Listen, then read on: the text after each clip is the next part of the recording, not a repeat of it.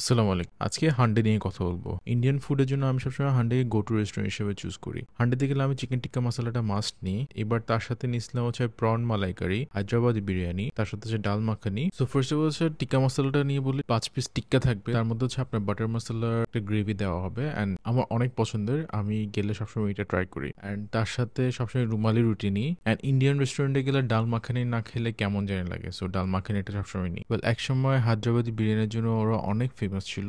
এখন টেস্ট একটু ড্রপ করছে, but it is still okay I guess. যদিও প্রাইসটা এখন বাড়ছে, সো একটু ডিসঅ্যাপয়েন্টিং ছিল। প্রন মালাইকারিটা এত আহামরি ছিল না। এর চেয়ে আমার কপারচিনোটা ভালো লাগে। অ্যান্ড ডেজার্ট হিসেবে যেটা দিয়ে শেষ করি ওটা হচ্ছে কুলফি। ওদের কুলফিটা খুবই ভালো লাগে। সবসময় এই টাইপের রেস্টুরেন্টে গেলে আমি কুলফি দিয়ে শেষ করি, সো আমি কুলফিটাই নিলাম। ওভারঅল সবগুলো মিলে আমাদের ২,০০০ মতো গেছিল।